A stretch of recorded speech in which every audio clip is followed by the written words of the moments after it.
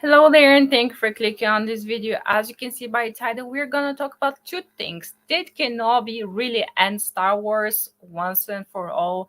And is Taika Waititi's movie gonna be bad? Because, okay, don't get me wrong, Taika Waititi, one of his first films that I saw, actually the first one that I saw was What We Do in the Shadows. I think it was mainly, he made it mainly in Australia, so it's very unknown, but it's very good.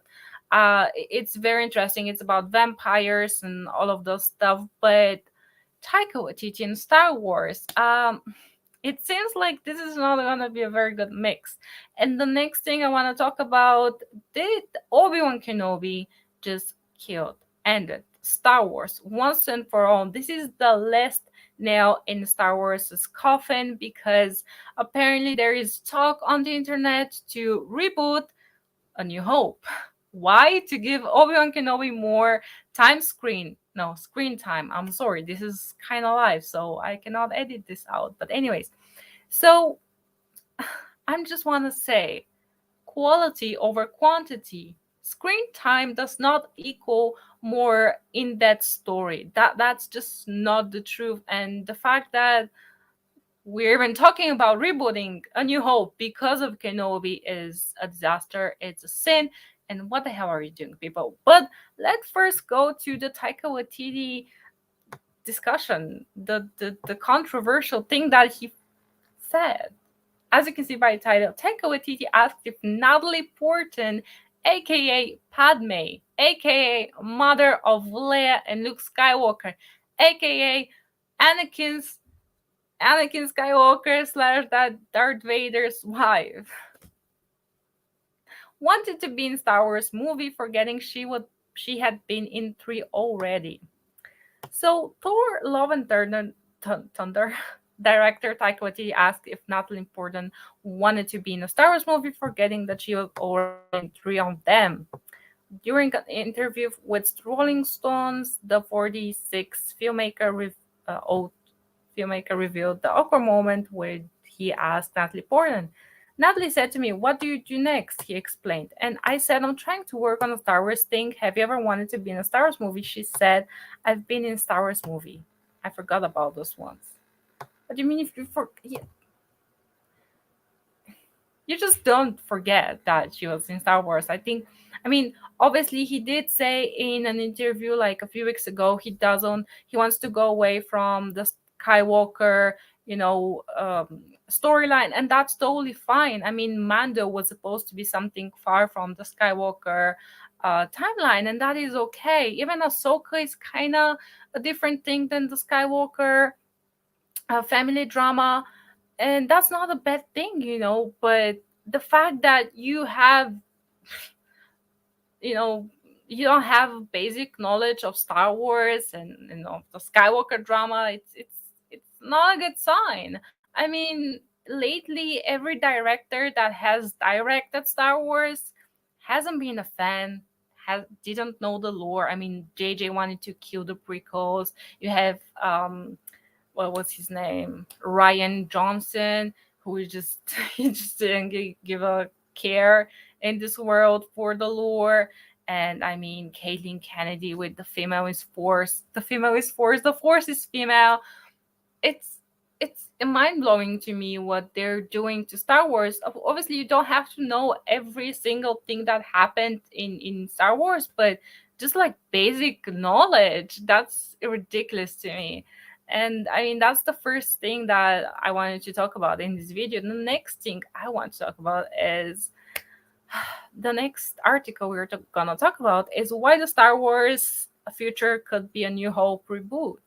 And let me share with you that thing right now. Share. Okay, we have to stop screen and we're gonna see me for a second. Hello there. What's your name? Are you okay? Share screen. I'm very bad at this. Here we go. We're sharing. Yay, I managed. So why Star Wars? Well, why the best Star Wars future could be a New Hope reboot? So, established Star Wars canon leaves little room for more exploration of Obi-Wan Kenobi's character But a reboot of A New Hope might solve the issue. No, please don't do that. So, following the success of Obi-Wan Kenobi, the best course for its title character's future could be a Star Wars reboot with a new take on A New Hope and a reworking of its canon. I don't know how to explain that. This is a bad thing. Ewan McGregor is undoubtedly popular in the role of Obi-Wan, and a return to the big screen revisiting his story arc from New Hope could incorporate some of the more recent Star Wars material into the new trilogy. And the timing for a Star Wars reboot may be perfect now, with no plans for Obi-Wan Kenobi season 2 officially announced yet. So I'm just like, as I said, quantity does not equal quality. We don't need more screen time of Obi-Wan Kenobi. He is perfect for the time that he is in A New Hope. We don't need more. Like, just with one of his close-ups to his face, when he said something like, there is a very popular video on YouTube where Obi-Wan has PTSD, and he talks to Luke about what was during the Clone Wars and all of that, and you can see all of the emotion on his face. You know what this guy has been through, like, for a lot, and that's perfect. That's enough for us to know who Obi-Wan is, where he came from, what he did. But I mean, I guess if the first thing you see when it comes to Star Wars is A New Hope, then you wouldn't be aware of, the trauma and all the things that he has been through. But you don't need to know every single thing about the character to care about them. Like, there's so many great characters in movie history where we don't know that much about them, but we still love them very, very much. I mean, I don't know why, but I'm thinking of Hannibal Lecter. He wasn't even that much in the movie, but we still knew what he's all about. And there are many more characters, but I cannot think of them right now.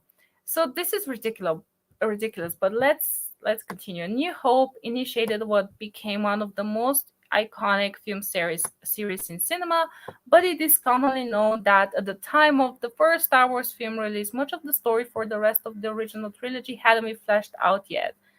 Details like Luke Skywalker being the son of Darth Vader weren't confirmed until a reworking of the screen for The Empire Strikes Back, and Leia wasn't meant to be Luke's brother.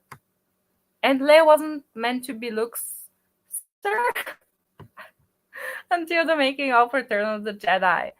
At the time, A New Hope left its audience with many questions, with some of its mysteries finally answered in the Obi-Wan Kenobi series. What? What mysteries were answered? Wait, do you see what I just opened? Yes. What? What mysteries? Okay, let's just. Tess Holter can explain why Leia is skilled with blast. Owen and Blue skills explode. What? Okay, anyways. Why Darth Vader never found Luke or Obi-Wan on Tatooine? Yeah, I know. How Luke Skywalker knew Ben Kenobi in A New Hope. Well, he didn't really knew him. Like, he knew that he was a hermit, going around his house. Uh, Luke got his T16 toy from Ben Kenobi. Oh my god, that's such a big mystery. Like, we've all, for 30 years, fans have been asking themselves, where did he get his toy from? Why Belle and Leia reached out to Obi-Wan in New Hope. No, it still makes sense. And Leia did not. Oh my god, we should all watch the scene where she's like, Obi-Wan Kenobi, I'm reaching out to you because you're a very dear friend of my father, not because I fucking know. I'm sorry. Obi-Wan wears Jedi robes because he no longer is being hunted. Okay, but what? Darth Vader, now I am the master line explained. No, it made sense before that. Why Obi-Wan called Vader Darth in A New Hope? Because he knows. Oh my god, Leia's familiar with Obi-Wan and Ben Kenobi. No, she's not. Why Obi-Wan told Luke that Darth Vader killed his father? That's stupid. And that's all it. Um, wait, what are you seeing right now? Oh, you're still. Oh, I closed it. Oh, but do we even need to talk more about that? I'm just like, I don't know. Wait, yeah, let's go back to the article. Let me open it again. I'm sorry. I'm just kind of clumsy. What can you do?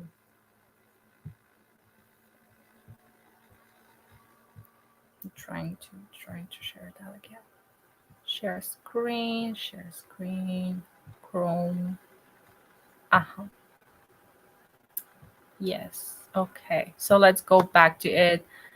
Let's see what else they wrote. Okay, it's just a little. A reboot will expand upon the show's scope, leaving larger room for more stories. A lot of Star Wars content has been released since Disney acquired the brand. Okay. The exploration of that gap has seen highs and lows with well-received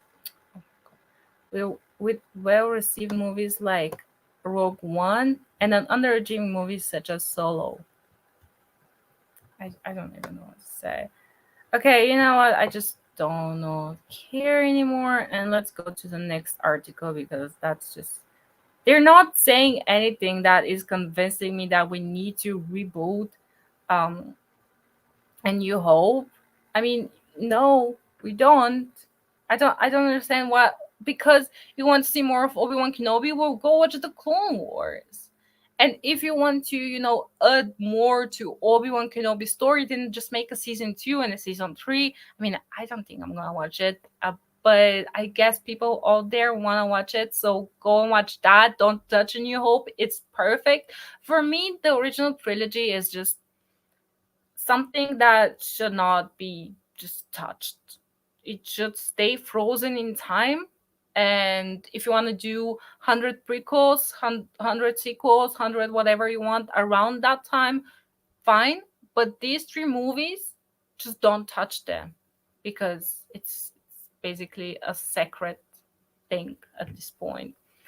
But let's jump to this last article that apparently there was a movie planned before the show, and there were many stories that were planned before the official story that we got in the Trash Kenobi show that were not approved by Caitlin Kennedy, and she's like, no, and that means that they were better because, I mean, come on. So this is the article as you see in front of you. Obi-Wan Kenobi movie trilogy was planned before Disney Plus. So the series as a whole proved to be extremely popular amongst fans, breaking viewership records on the streaming platform. You know, the first thing actually I want to talk about is that not one show on the Disney Plus platform broke any records. Maybe for the platform, yeah, but in comparisons to television, to Netflix, it didn't break anything. Like back in the day, I remember the Big Bang Theory, Two and a Half Men, like even Malcolm in the Middle, Friends, they would get like 10 million people an episode, 10 million views an episode, only in the US. And these shows were popular over the world. The world back in the day was not as connected as it is now. Like everybody can watch Kenobi or Loki at the same time. But back in the day, like we would get episodes like 1 or 2 years later. It was really late. Um, but we were still happy. And it's crazy how back in the day these shows like Two and a Half Men and the Big Bang Theory and many more probably uh get uh used to get so many views, like 5, 10 millions, 10 millions an episode. And now that the world is so connected, they cannot even get like 5 million. Like Loki was a success with 2 million people in the first day or whatever, or Kenobi was a success with the first two. In the first 2 days, I don't know, the first week he got 2 million, not even on the first day. I don't know, but you know what I mean. It's crazy. These are very bad numbers for Marvel, for Star Wars. This is bad. Like a show like Stranger Things cannot be beating Star Wars. I love the season 4, and I'm gonna make a review tomorrow probably. But it, it's Star Wars, like that's an enough argument to just say this is Star Wars. It cannot be beaten by some show that's just started airing like a few years ago. It's just crazy. So apparently there was a planned trilogy. So let's just go here.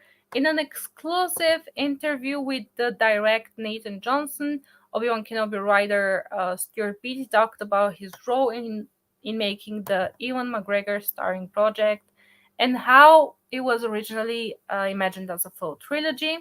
That's why he was credited for episodes 1, 2, and 3 in the final because they got some stories from his movie, which I mean, they don't I mean, if you get ideas from the movie, I don't think it would have been better. But anyways, so another thing that stood out to me. So apparently, it was Solo's box office performance that was the reason that Kenobi the movie did not happen.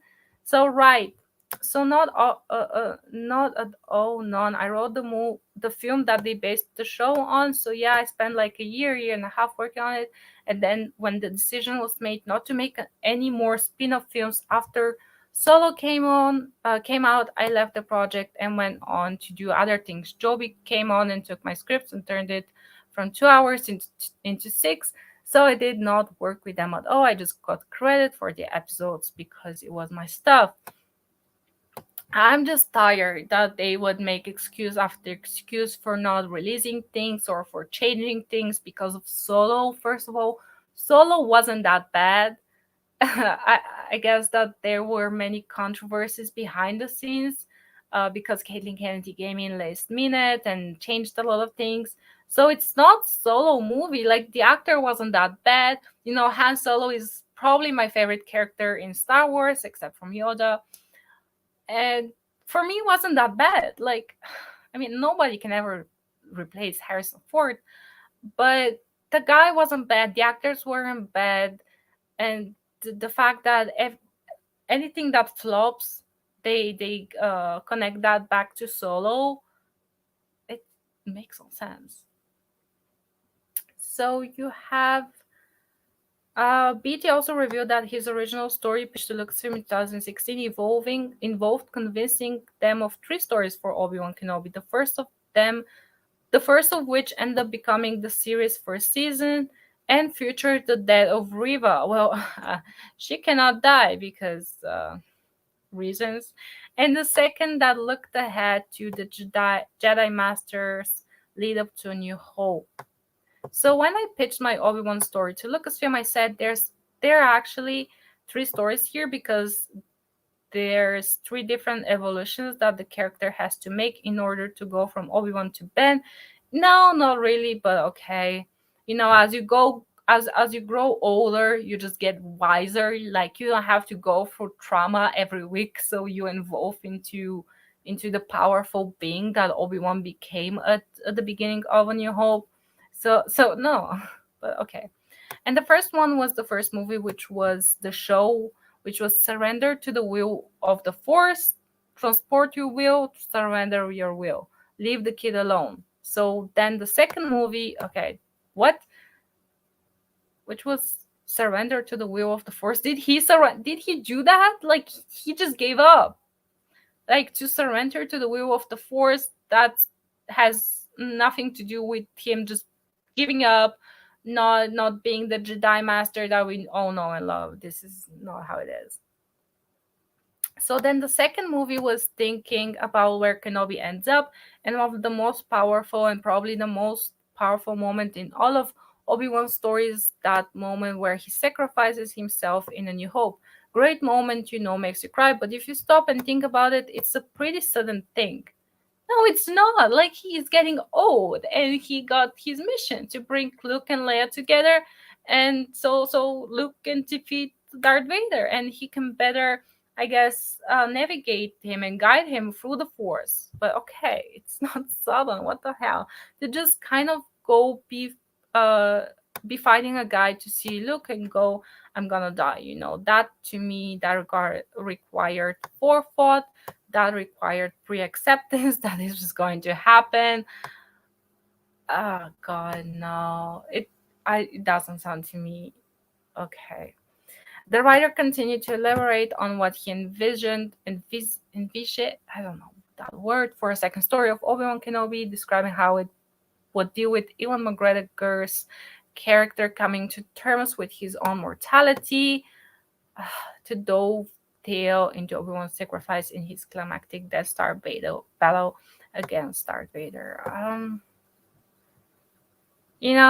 just how there's so much more to go through, but I think it's kind of stupid because you know Jedi masters especially, they're not, I don't think that they view the world and death and everything, as from our perspective, from a human perspective. They are like, I wouldn't say angels, but they're like, higher beings at this point. They're not just your random dude on the street that has to come to terms with his mortality. It's a Jedi. It's a very enlightened being. So these struggles are very human, and of course, like, they are also human, but I think that they're just up there. They're not thinking about death and coming to terms with that. They know that when they die, if you've seen Star Wars, or Clone Wars, you don't die. Your essence transfers to the other side or whatever, I don't know. So I don't know. I think it's just another thing that doesn't make sense with Star Wars.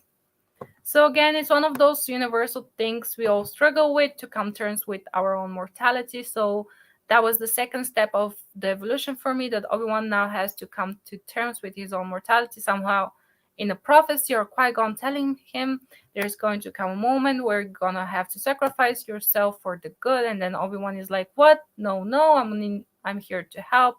I can't. No. Okay, well, this person doesn't talk very well. And get him to the point where Obi-Wan has accepted the idea that he's gonna die. Okay. He's recognizing he's been on his journey already. Uh, so yeah, it would make him, it would make it easy to sacrifice himself. Okay. When asked if the three stories he had planned meant that the plan was to make three movies, he confirmed that it was originally for trilogy. Oh, absolutely, for sure. Everyone was on board. We were like, yeah, ready to go. Everyone was exciting and fantastic and whatever. Okay. He was devastated. He was just dying to be done. Unfortunately, it was Solo that changed the direction of the system. No, it wasn't Solo. I like Solo personally, but he hadn't made a lot of money. Wow, it's crazy in some ways. Think about it, how it was directed by the best filmmakers working today, but it just because it didn't hit a certain number, they had to rethink. No, it's all bullshit. Okay. So this was the video for today, where we just went through this. I hope that this format works, and as I get more practice, this is gonna be like better executed, because I pronounce a lot of things the wrong way, but bear with me, guys. I'm learning, and I don't know what to say. Like, Star Wars, I think that the Obi-Wan Kenobi show was really the last nail in the coffin for me. The Obi-Wan Kenobi show, I still have to make a review, but I don't know if I can't. Like, my heart and soul just does not let me to just talk more about the stupid Obi-Wan Kenobi,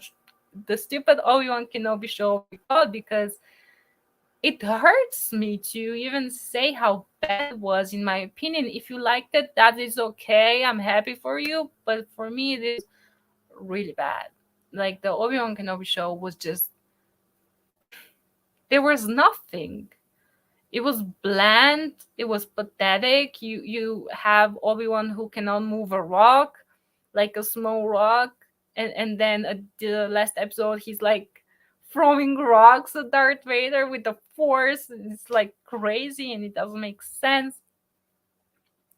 And Leia was just, I'm sorry, the actress was great, the kid was great, but Leia was just, why was she in there? It was unnecessary.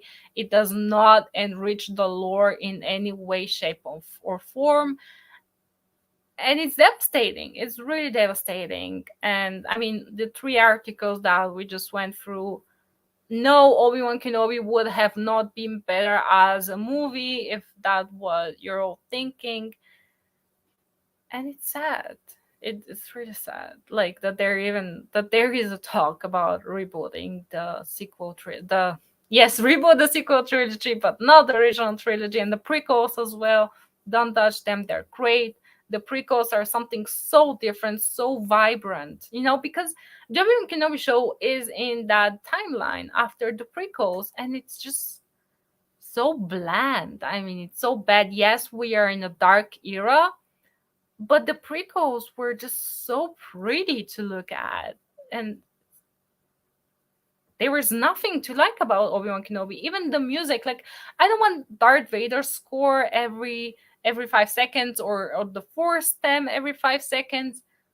But even the original music they used was just bland. It was really bad. Like, everything they did in this show was bad, and it's sad, and it rhymes. But so, guys, do let me know down below what you think about everything I said. Is Star Wars dead? Is it alive and thriving? And do let me know if you like this format. I'll try and make it shorter next time, but I love talking, and that's a problem. So do let me know down below any thoughts you have. I'll see you in the next video. And as always, may the force be with you.